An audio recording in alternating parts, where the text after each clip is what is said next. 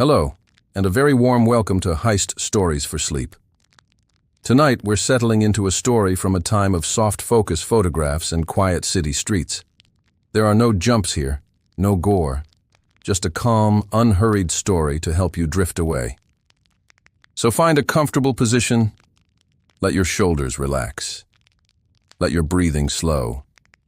We're going back in time to a city that has long since fallen asleep. Imagine London in late summer, 1971. The air, even in the heart of the city, carries a faint, cool whisper of the coming autumn. Rain has washed the streets clean, and now, under a sky of deep indigo, the city is a constellation of muted lights. Headlights from the last few cars sweep silently across damp pavement, their beams catching droplets like tiny scattered diamonds. From a distance, the gentle hum of the great city is a constant, soothing drone, a lullaby for millions. We are on Baker Street, a place of handsome brick buildings and storied history, a street known for its famous, fictional detective. But our story tonight is a true one, a quiet story of patience, planning, and a long weekend's work. It is the story of the Baker Street Tunnel. London in 1971 was a city of contrasts. The bright, vivid colors of the 60s were beginning to fade into the more subdued, earthy tones of a new decade. It was a city of tradition, of routines that had been followed for generations. Banks, especially, were places of quiet dignity and immense trust. They were built to feel permanent, with thick stone walls, polished wood counters, and heavy steel doors that closed with a satisfying final click. The Lloyds Bank on Baker Street was no different. It was a handsome, reliable building, a cornerstone of the neighborhood, where people stored things that were precious to them. Not just money, but memories, documents, and small, irreplaceable treasures tucked away in neat rows of steel boxes. Our story begins not with a bang, but with a quiet observation. It begins with a man named Anthony Gavin. Anthony was not a man who drew attention to himself. He was a photographer, someone used to looking at the world through a lens, noticing details that others might miss. He was patient. He understood that to get the right shot, you sometimes had to wait for the light to be just so, for the subject to be perfectly at ease. He saw the world in terms of angles, shadows, and hidden perspectives. For many months, Anthony had been looking at the city in this way. He would walk the streets of Marylebone, feeling the rhythm of the neighborhood. He watched the morning rush, when the city woke and stretched and hurried to work. He watched the lunch hour, a brief, bustling pause in the day.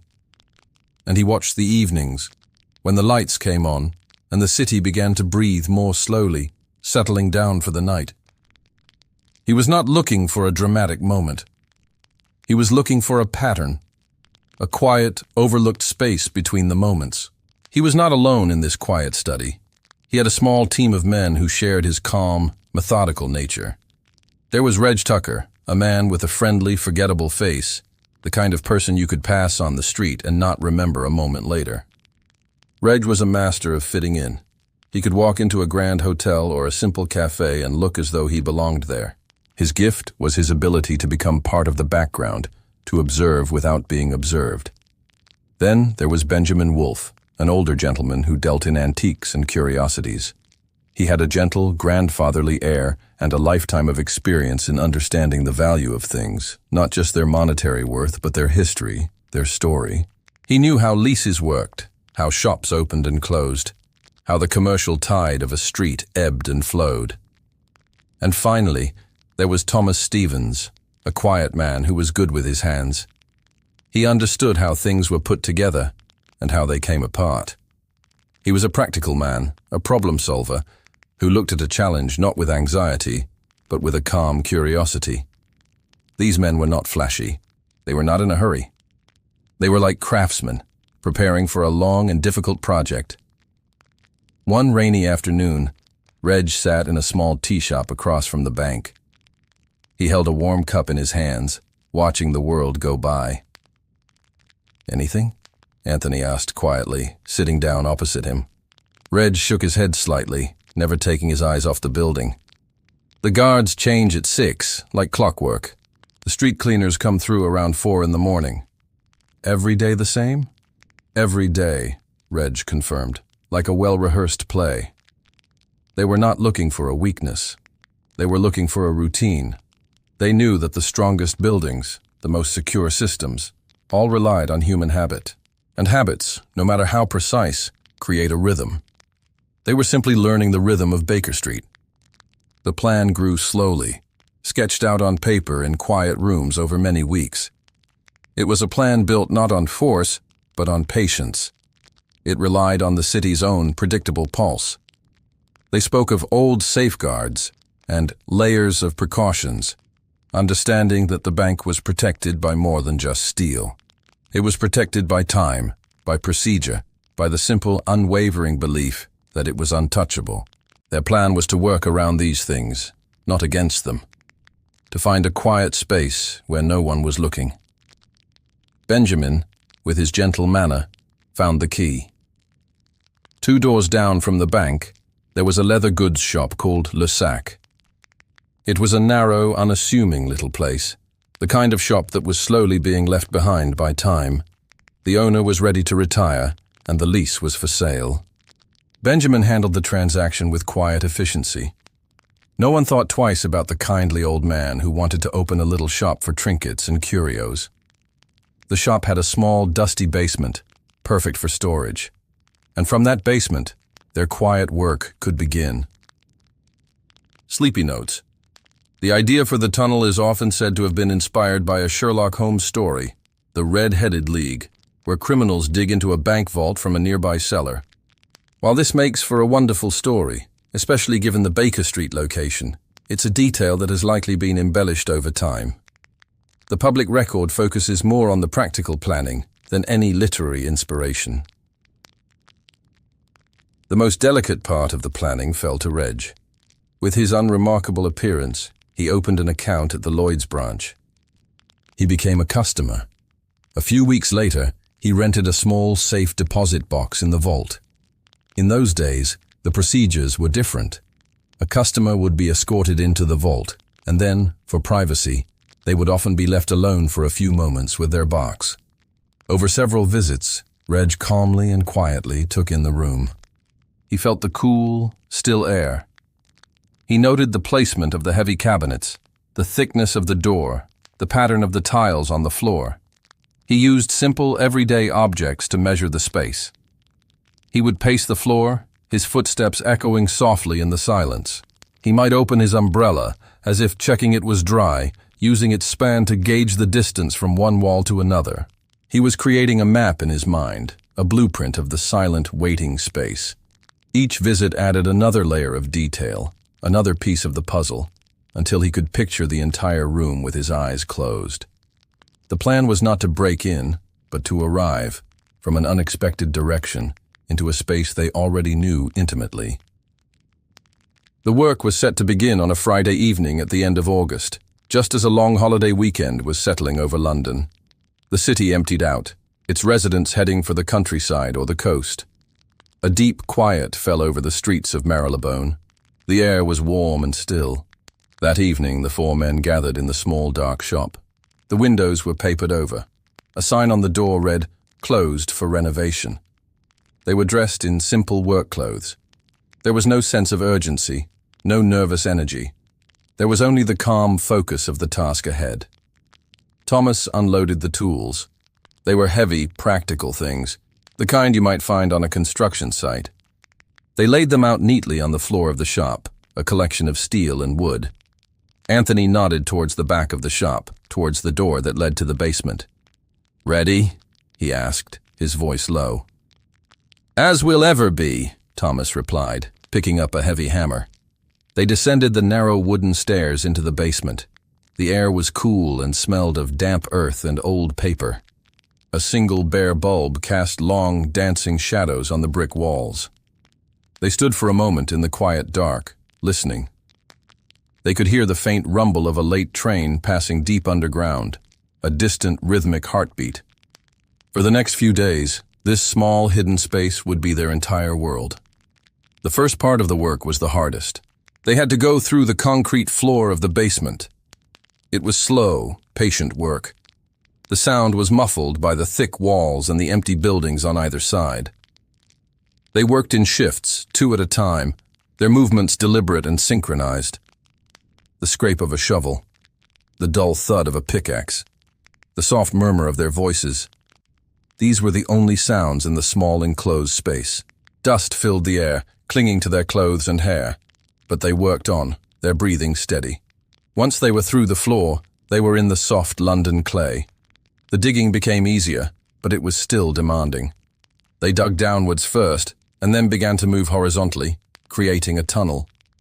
It was narrow, just wide enough for one person to work in at a time. The earth they displaced was hauled back into the basement in sacks, piled neatly against the far wall. Slowly, steadily, the pile of earth grew, a silent testament to their progress. Sleepy notes. Some accounts of the robbery mention that the noise of the digging was a constant concern. One story suggests that neighbors in the building next door, a restaurant, did hear some strange sounds over the weekends, but assumed it was just construction or repairs. This highlights how easily unusual sounds can be dismissed in a busy city. For 3 long weekends, they followed this rhythm. They would arrive on a Friday evening as the city was winding down, and they would leave in the gray light of dawn on Monday morning, just as the city was beginning to stir. They saw very little of the sun. Their world was the warm glow of the work lamps, the smell of the earth, and the steady, quiet company of each other. They spoke very little. There was no need. Each man knew his task. One Saturday night, deep in the tunnel, Thomas paused, leaning against the cool, damp wall of earth. Anthony was just behind him. "We must be close now," Thomas whispered, his voice muffled by the confined space. Anthony nodded, shining a torch ahead. The beam was swallowed by the darkness. Another few feet. The map was very clear. We just need to trust the map. There was a quiet sense of shared purpose, of moving together towards a single, silent goal. It was not about excitement. It was about completion. It was about finishing the path they had so carefully laid out for themselves. The second weekend of September arrived. The weather had turned. A persistent, gentle rain fell over London, hushing the city even further. The streets glistened under the orange glow of the streetlights. It was the perfect backdrop for their final night of work. They had reached their destination. They were now in a small, hand-dug chamber directly beneath the floor of the bank vault. The air in the tunnel was thick and heavy, but here, in this small pocket of space, there was a sense of stillness, of arrival. They had traveled 40 feet through the London earth to be here. Above them, separated by 3 feet of steel and reinforced concrete, lay the vault. This was the final layer, the last and most difficult barrier. They had brought tools for this, heavy and powerful. But the vault floor was stronger than they had anticipated. Their first attempt to press up through the floor was met with unyielding resistance. The heavy jack they used, instead of pushing the vault floor up, began to push their own floor down into the soft, wet earth of an old, forgotten well that lay beneath them. It was a moment of quiet frustration, not panic. They were patient men. They paused. They reassessed. They had another tool, a thermal lance, designed to burn through metal and concrete. But this too proved to be slow, difficult work against such a formidable defense. Time was passing. The weekend was slipping away. It became clear that their quiet, methodical approach would not be enough to get them through this final barrier. They would have to make a noise. They had come prepared for this possibility, with a small, carefully measured explosive charge. It was their last resort. Using it meant taking a risk. It meant abandoning the silence they had so carefully maintained. Up on the surface, a man named Bobby Mills sat on a nearby rooftop, huddled against the fine, persistent drizzle. He was their lookout. He held a small walkie-talkie, his only connection to the men working deep below. His job was to watch the quiet, empty street and to warn of any unexpected activity. Down in the tunnel, they prepared the charge. They worked with calm precision. Then, they retreated back down the tunnel, leaving only the sound of the rain and the distant city hum. The sound, when it came, was not a massive explosion. It was a deep, resonant boom that was absorbed by the tons of earth around it. On the surface, it might have been mistaken for a backfiring car or a distant roll of thunder, but down below, it had done its job. A ragged hole, just large enough to climb through, had been torn in the floor of the vault. A cloud of dust and debris filled the small chamber. For a moment, everything was still. Then, Anthony shone his torch up through the opening. The beam cut through the swirling dust, illuminating the cold, hard lines of steel deposit boxes. They were inside. The vault was just as Reg had described it. Silent. Still. Cold. It felt like a place outside of time.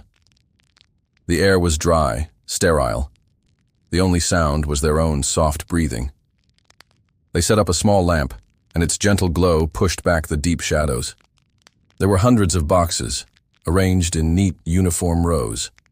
They began to work, moving from one box to the next. What they found inside was a cross-section of a city's secret life. There were bundles of cash, of course, but there were also letters tied with faded ribbon, jewelry tucked away in soft velvet bags, deeds to property, last wills and testaments. Each box was a small, private world, a collection of things that someone had deemed too precious to keep at home. They worked methodically without emotion. They were not interested in the stories. They were simply gathering the contents. Meanwhile, a few streets away, a man named Robert Rowlands was sitting in his flat, unable to sleep. He was a radio enthusiast, and on quiet nights, he would often scan the airwaves, listening to the scattered voices that floated through the ether. As he turned the dial on his radio, he stumbled upon a conversation that was clear and close. It was two men, talking in low, urgent voices. "Is everything all right up there?" said one voice. "All quiet," came the reply. "Streets empty. How much longer? We're working as fast as we can. There's a lot here. We'll need another hour, maybe two." Robert sat up, listening intently. It was not a normal conversation. It sounded professional, organized. He realized with a growing sense of unease that he was listening to a crime in progress. He called the police. At first, the officer on duty was skeptical. A vague report of a suspicious conversation on a walkie-talkie was not much to go on. But Robert was persistent. He insisted they listen, that something was happening right now, somewhere in their neighborhood. The officer told him to try and record the conversation and call back if he heard anything more specific. The police did begin a search, a slow and methodical process.